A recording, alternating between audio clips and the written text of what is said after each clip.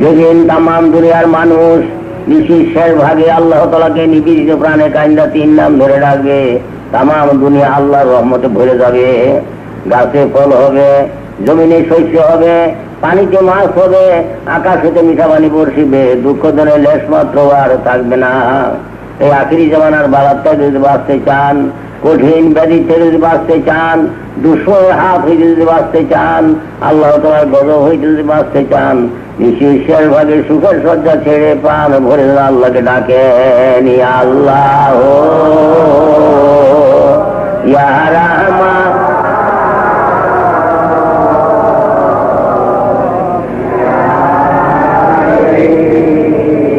ইয়া আল্লাহ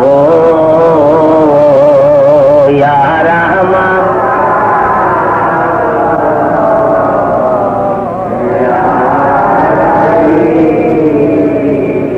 আর মাঝে মাঝে ডাকবেন দয়াল নবীকে রহমতাল লিল আলামিন বলে, ও আমার সাল্লাল্লাহু ইল্লা রহমতাল লিল আলামিন, যিনি 18,000 আলমের রহমত।